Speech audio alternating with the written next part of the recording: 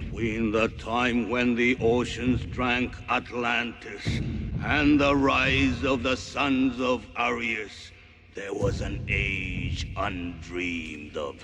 And unto this, Conan, destined to bear the jeweled crown of Aquilonia upon a troubled brow. It is I, his chronicler, who alone can tell thee of his saga. Let me tell you of the days of high adventure.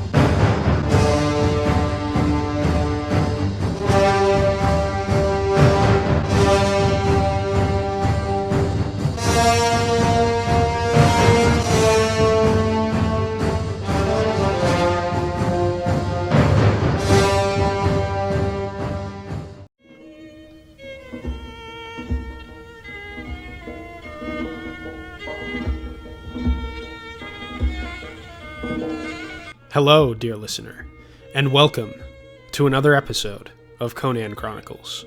This is your host, Dan, and today we're going to be doing a retrospective and review on the fifth Conan story in publication order, The Slithering Shadow, or as it was known in later republications, Zoothal of the Dusk.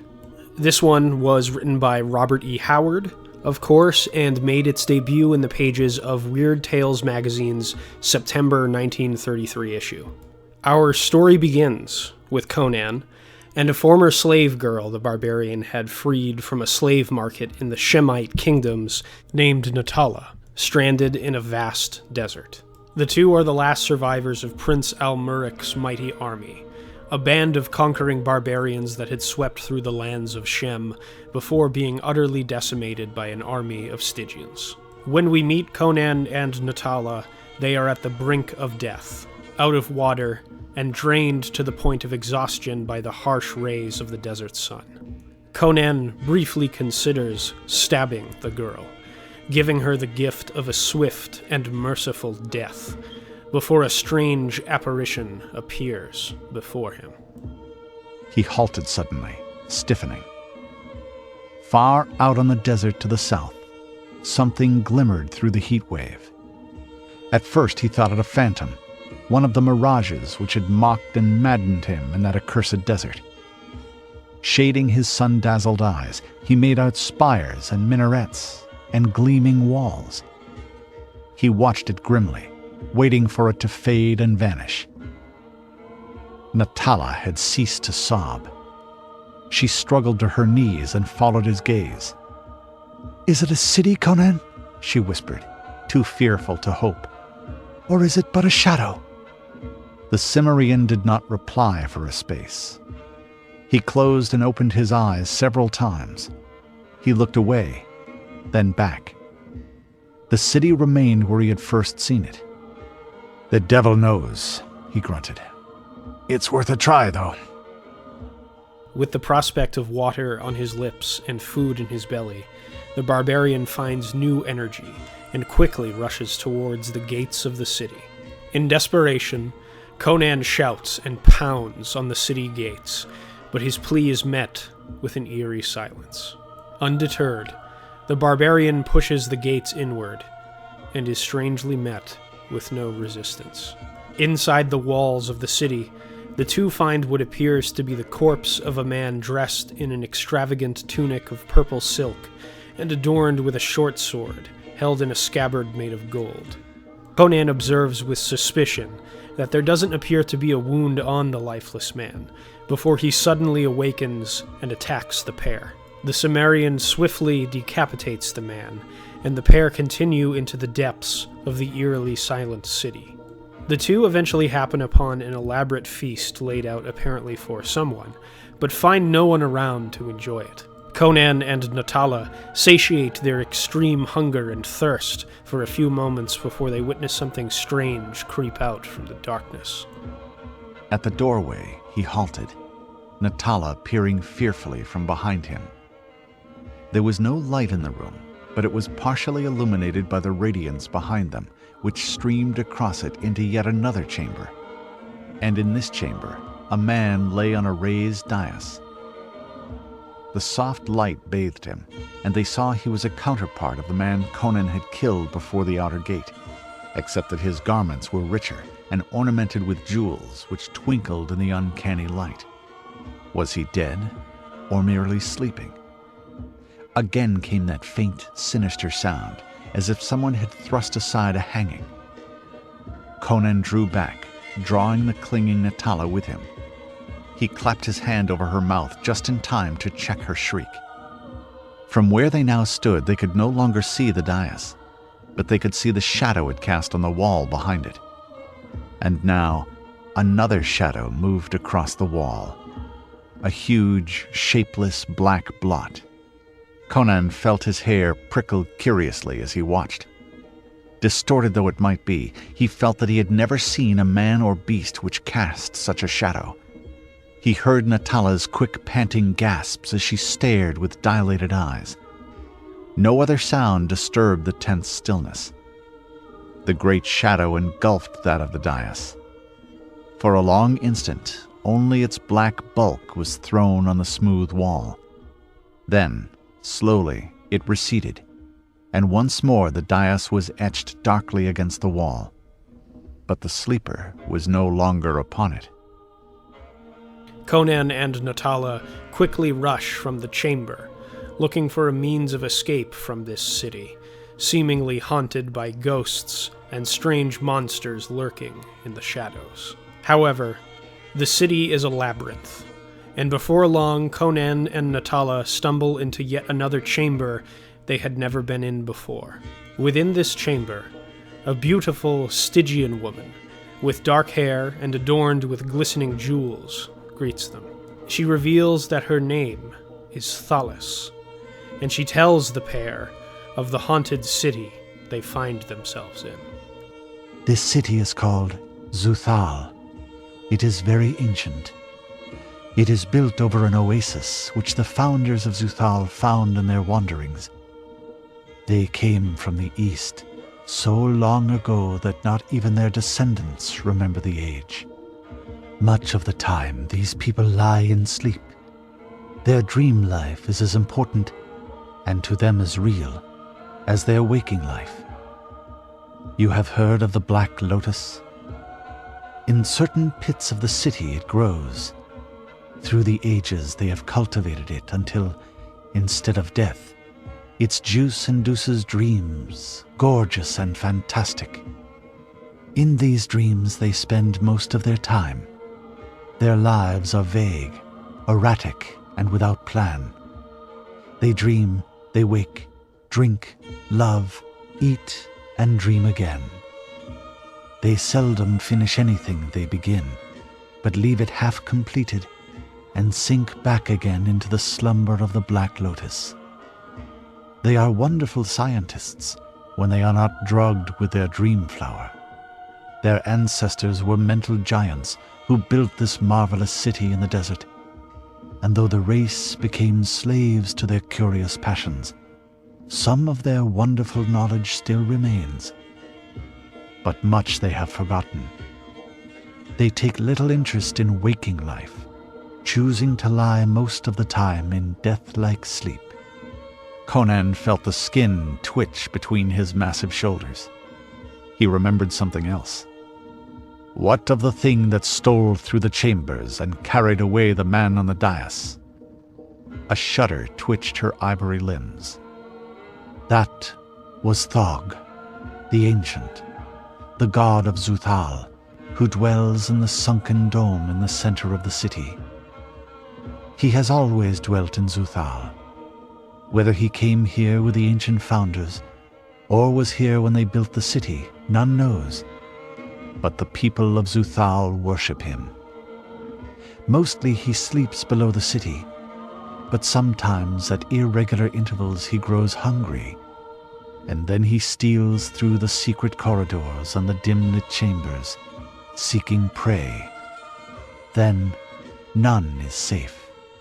Thog is very ancient and very terrible. These folk must be either fools or heroes, grunted Conan, to lie down and dream their idiotic dreams, knowing they might awaken in his belly. She laughed. They know nothing else. For untold generations, Thog has preyed on them. He has been one of the factors which have reduced their numbers from thousands to hundreds. A few more generations, and they will be extinct, and Thog must either fare forth into the world for new prey, or retire to the underworld whence he came so long ago. They realize their ultimate doom, but they are fatalists, incapable of resistance or escape. Not one of the present generation has been out of sight of these walls. They are a fast-fading race, drowned in lotus streams, stimulating their waking hours by means of the golden wine which heals wounds, prolongs life, and invigorates the most sated debauchee. Horrified by what Thalis tells them, Conan and Natala feel even more uneasy about their choice to seek refuge in the halls of Zoothal. Conan asks Thalis to show them the nearest way out of the city, half horrified by what she told them and half enthralled by the Stygian's regal beauty. Thalis notices Conan's lustful gaze and beckons the barbarian and Natala to follow her deeper into the city. Thalis stops in a grand chamber with a fountain in the center of the room. She mocks Natala by telling her that she's dirty and instructs her to wash herself in the fountain. Natala, jealous of the Stygian's beauty and the attraction she notices in Conan's eyes when he gazes upon her, begrudgingly agrees. While Natala is distracted, Thalis grasps Conan in her beautiful arms and tells him that he should remain in Zoothal with her. Why dare the desert? She whispered urgently. Stay here. I will teach you the ways of Zoothal. I will protect you. I will love you. You are a real man. I am sick of these moon calves who sigh and wake and dream again. I am hungry for the hard, clean passion of a man from the earth. The blaze of your dynamic eyes makes my heart pound in my bosom, and the touch of your iron-thewed arm maddens me. Stay here. I will make you king of Zoothal. I will show you all the ancient mysteries and the exotic ways of pleasure. Over her ivory shoulder he saw Natala, throwing back her damp, tousled hair, stop short, her lovely eyes dilating, her red lips parting in a shocked "oh." With an embarrassed grunt, Conan disengaged Thalis's clinging arms and put her aside with one massive arm. Conan rejects the seductress's advances, out of the care he had developed for Natala during their time together. Undeterred, Thalis leads them into the next chamber, where she springs a trap, kidnapping Natala and escaping behind a false wall into a secret passageway. Thalis cackles with malevolent glee and leads Natala through a corridor. There, Thalis tells the slave girl that she's certain Conan would remain in Zoothal to rule alongside her as the king of the dead city. Natala gasps in horror as Thalis continues, telling her that she plans to leave her as helpless prey for Thog, the demonic god that they had seen earlier slithering in the shadows of the city. In a desperate ploy, Natala manages to escape the binds that Thalis had placed on her, and pulls a jewel-encrusted dagger from the seductress's waist. Natala lashes out, wounding Thalis. This sends the seductress into a state of venomous rage. She drags Natala by her hair into a chamber where she rends the slave girl's flesh with a whip made of woven silk. Natala writhes in agony before a dark shadow begins to engulf the chamber. Thog appears as a black, shapeless mass and the demon consumes Thalis, leaving no evidence of her existence other than the Stygian's screams of agony echoing out from the darkness. The still ravenous demon then turns its attention to Natala, and she sees the creature's true form, an embodiment of otherworldly horror. A whimpering gasp escaped her lips. The darkness was taking form. Something huge and bulky grew up out of the void. She saw a giant, misshapen head emerging into the light. She saw a great toad-like face, the features of which were as dim and unstable as those of a specter seen in a mirror of nightmare. Great pools of light that might have been eyes blinked at her, and she shook at the cosmic lust reflected there. She could tell nothing about the creature's body. Its outlines seemed to waver and alter subtly, even as she looked at it, yet its substance was apparently solid enough. There was nothing misty or ghostly about it. As it came toward her, she could not tell whether it walked, wriggled, flew, or crept. Its method of locomotion was absolutely beyond her comprehension. A dark, tentacle-like member slid about her body, and she screamed at the touch of it on her naked flesh. It was neither warm nor cold, rough nor smooth. It was like nothing that had ever touched her before, and at its caress she knew such fear and shame as she had never dreamed of. Just before the creature is able to consume the helpless Natala, Conan crashes through the ceiling, sword in hand, and begins to fight the creature. The commotion awakens the sleeping warriors of Zoothal, who rush into the chamber to defend their demonic god from the barbarian. Conan skillfully disposes of the warriors, made ineffectual by their years of sedentary slumber in an alternate reality, but is severely wounded by Thog, bringing the barbarian to the brink of death. The manhandling the Cimmerian had received was appalling to behold. At every step he dripped blood. His face was skinned and bruised, as if he had been beaten with a bludgeon. His lips were pulped, and blood oozed down his face from a wound in his scalp. There were deep gashes in his thighs, calves, and forearms, and great bruises showed on his limbs and body from impacts against the stone floor. But his shoulders, back, and upper breast muscles had suffered most. The flesh was bruised, swollen, and lacerated, the skin hanging in loose strips as if he had been lashed with wire whips. In a last-ditch effort, Conan thrusts his sword into the tentacled body of Thog and casts it into a dark well. The creature's body bursts into a blazing witch-fire as it falls.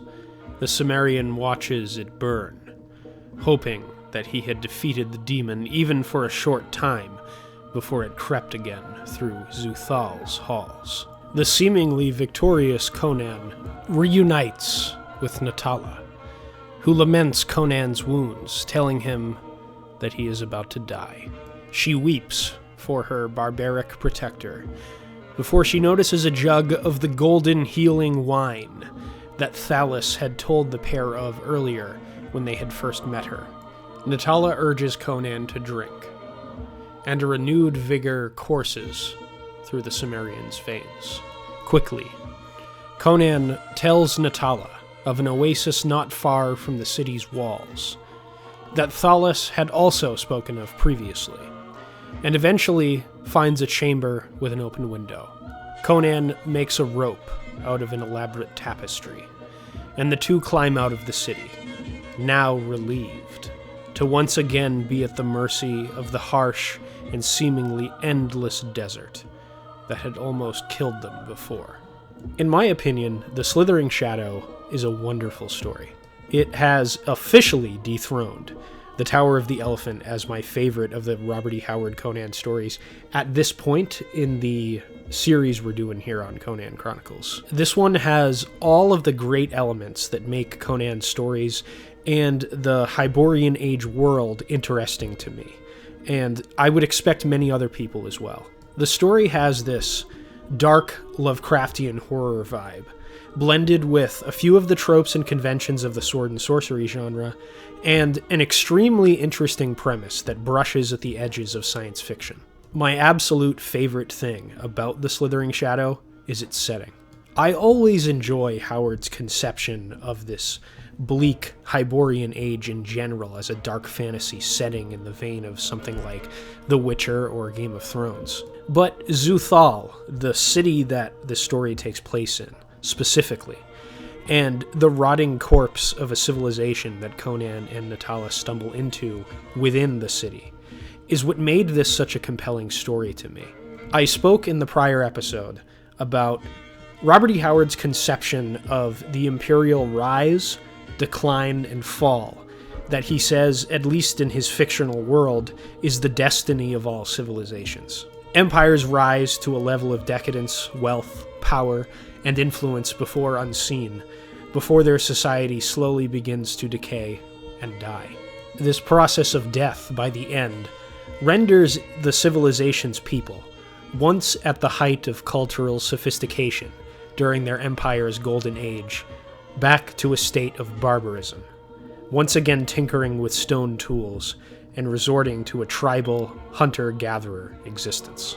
Zoothal was once a grand society, filled with some of the most brilliant scientific minds in the world. These people discovered a way to render the state of the material world obsolete, in their minds at least. Zoothal, when we meet it, is a city filled with a gluttonous and hedonistic lot. Its people have lost much of the scientific knowledge they pioneered. They spend their days living in an alternate reality, where anything their heart desires can magically appear before them. Their bodies grow flabby and slow while they dream, leaving most essential tasks of maintaining a civilization going unfinished. The people are so consumed by this dream world that they do little to resist the hungering demon that stalks the halls of their city. They've basically resigned themselves to the fact that their civilization is in fact doomed, and really that it's pointless to do anything about Thog slowly moving them towards extinction. With the city of Zoothal, Howard paints a bleak picture of a once great civilization that retreated inward, completely consumed with a dream world of their own creation. The people of Zoothal filled their paradise alternate reality with all the hedonistic pleasures one might desire, conjured into existence with a single thought.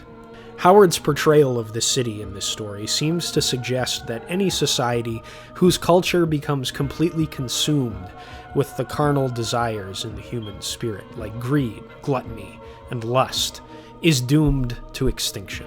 And, just for me personally, as I look around at the state of modern American society, the story of Zoothal reads like a cautionary fable, meant to scare civilizations from a similar path that has fallen on deaf ears. The state of Zoothal's people also serves as a dark reflection of Conan himself, for he too is a man who is often greedy, gluttonous, and lustful himself. Conan is a thieving rogue who loves feasting, drinking, and wenching. If he didn't have to earn a living as a mercenary to survive, and he didn't enjoy war and killing so much, he'd likely be doing those other things all the time. At various points in the story, we see Conan doing things like rejecting Thalis in embarrassment, and nearly killing himself to protect Natala from Thog. He resists Thalis's seductive advances, and seems to have developed feelings beyond simple lust for Natala. Conan is like most human beings, a character of duality and contradiction. We see him at the beginning of the story feeling empathy for Natala's exhaustion and agony as they wander aimlessly through the desert. However, his solution to the problem in his mind is to give the girl a swift death. He almost drives his blade through her before the pair discover what they think is a safe haven on the horizon. His barbaric code of honor, in some ways, has just as little regard for human life as the denizens of Zoothal, living in an alternate reality, where the harsh conditions that shaped Conan into a hardened warrior no longer exist. I thought it was a great touch on Howard's part to parallel some of the qualities that made Conan interesting as a protagonist with those same qualities taken to a dark extreme in how Zoothal as a civilization functions. I also love Zoothal's society as a concept because it reminded me of other stories, particularly in the science fiction genre, and it also reminded me of things that are just starting to come into a more prominent existence in the real world.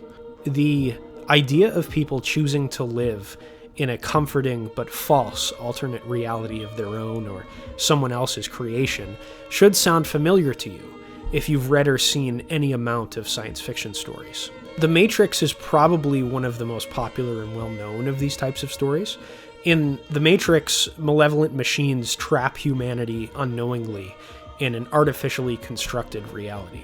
Just like Thog, the machines feed on the humans while they slumber, using their bodies as an energy source. Some people like Neo, Trinity, and Morpheus choose to reject this fantasy world and fight against the machines who try to stop them from breaking free of their control, while many other human characters, afraid of how bleak the world is, choose to remain in the simulated reality, where at least they can live relatively ordinary lives. It's the classic red pill or blue pill question that made The Matrix a classic film. Do you take the red pill and live in the bleak real world, where you're free from the control of the machines, but lose all of the comfort afforded to you by the alternate reality? Or do you take the blue pill and continue living a comforting lie?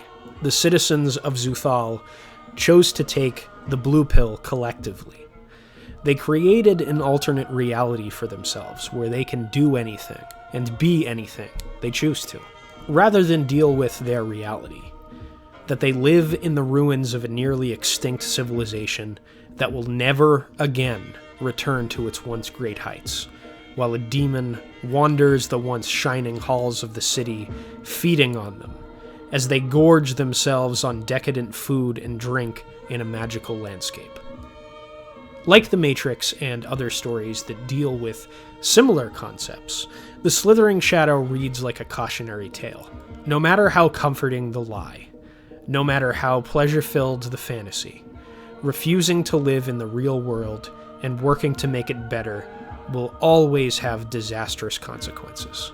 This, again, makes me take a look around at contemporary American society.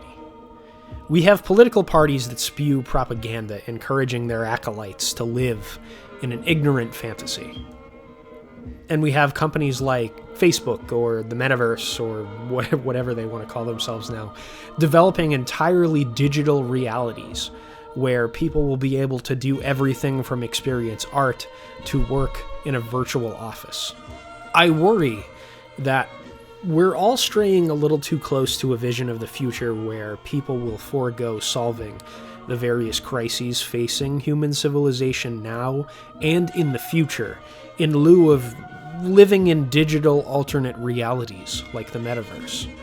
And I personally think we're already seeing some of the consequences of this idea written of by Robert E. Howard manifesting in the real world.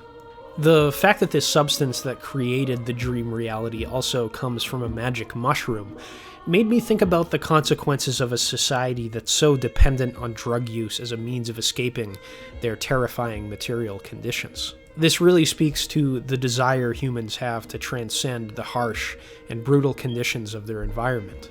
It's a desire that, in my view, exists in the heart of every human being.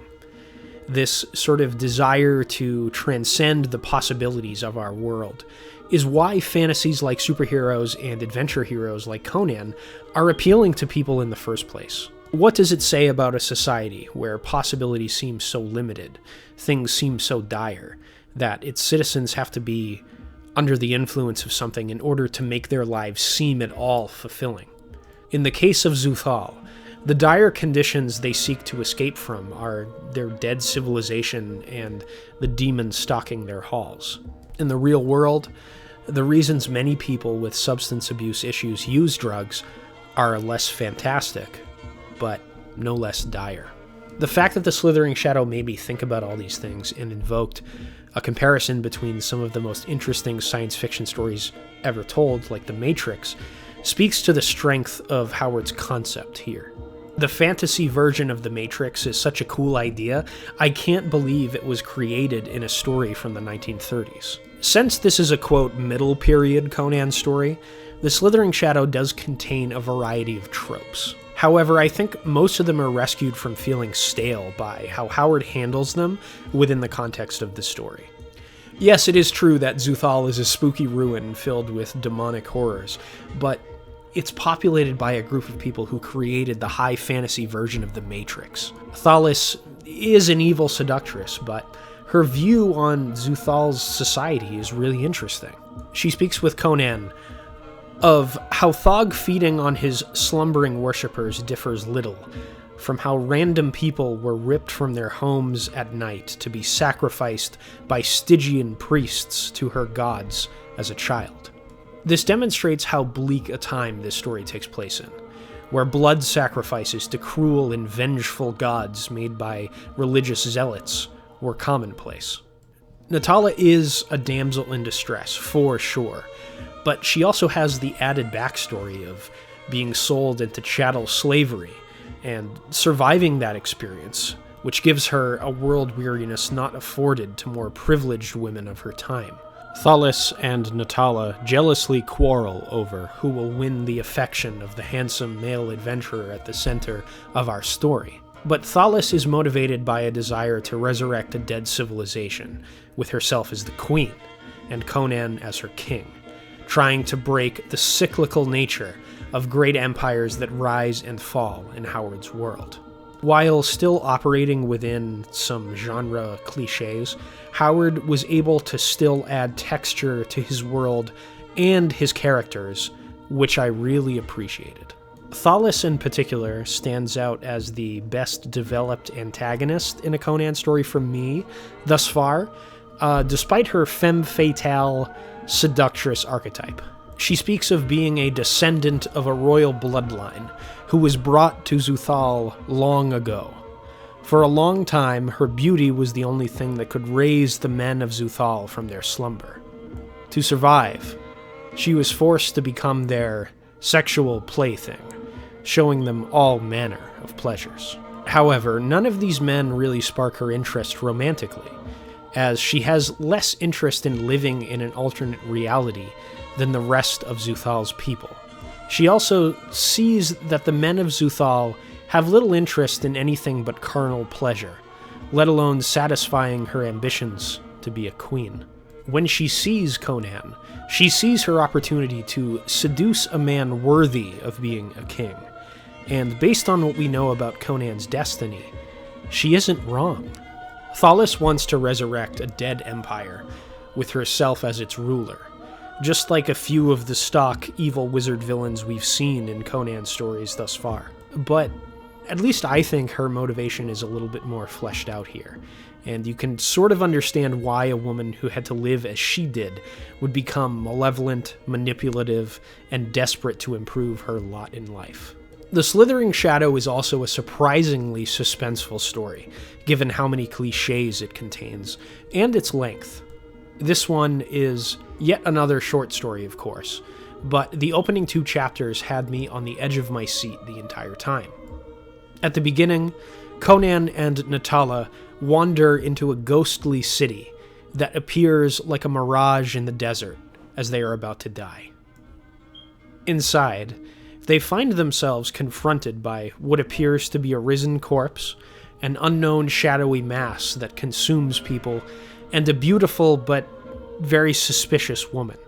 I had no idea what to expect in terms of an explanation as to why these horrific sights plucked from a Lovecraftian novel plagued the city, or what Thalis's true motivation was, until later on in the story. At first, I thought that Thalis may have been a deceptive manifestation of Thog, appearing as a beautiful young woman of royal blood to lure the lustful barbarian into his clutches. I ended up being wrong, and I really enjoyed being surprised as the story unfolded. I had no idea what to expect. I think the weakest aspect of the story for me personally was probably the length. I would have liked to spend a little bit more time exploring this ancient fantasy version of a Matrix-esque dystopia, but we got just enough for me to be fascinated by the concept alone and get me thinking.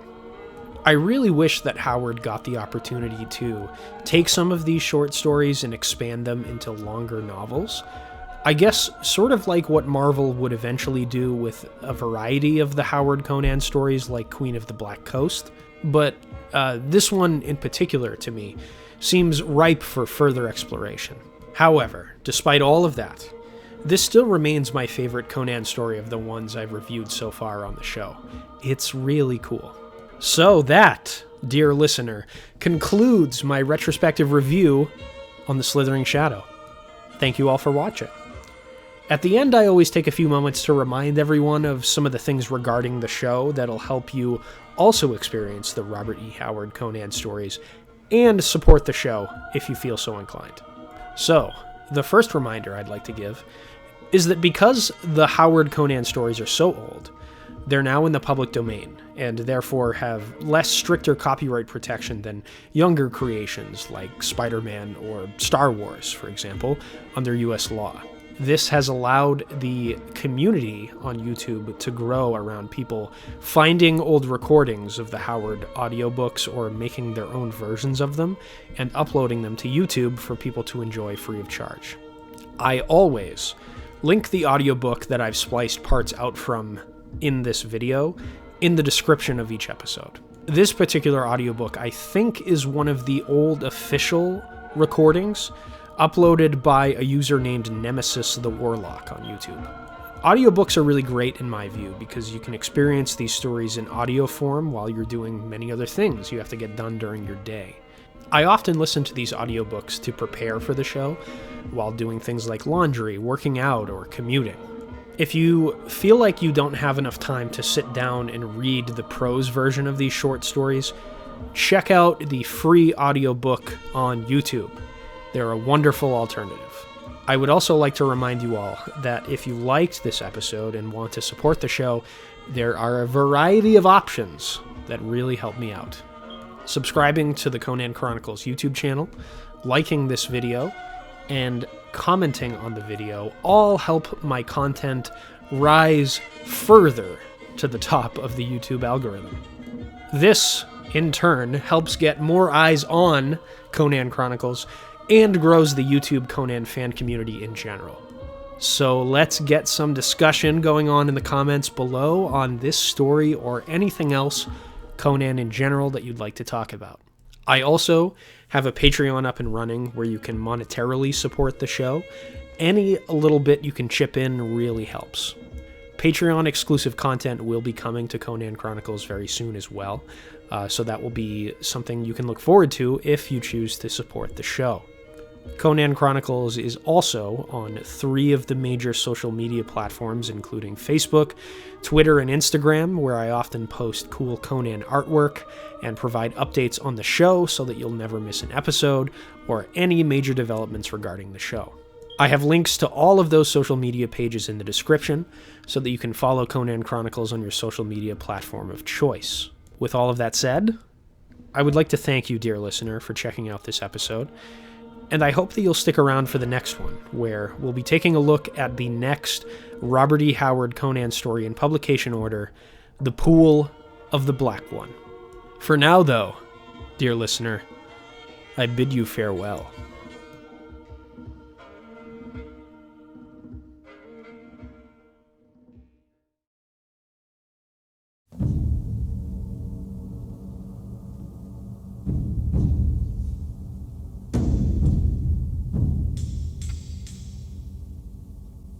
A snarl of bloodthirsty gratification hummed in his bull throat as he leaped, and the first attacker, his short sword overreached by the whistling saber, went down with his brains gushing from his split skull. A yell of dismay went up at this mischance, and Conan allowed himself a short bark of laughter as he bounded aside from a whistling cut and slashed under the guard of yet another man of Zoothal.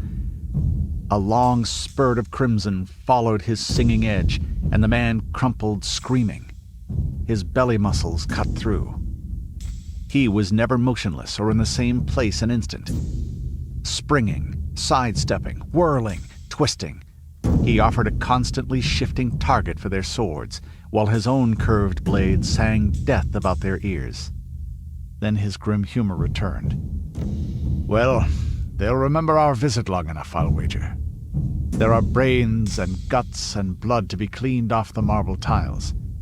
And if their god still lives, he carries more wounds than I."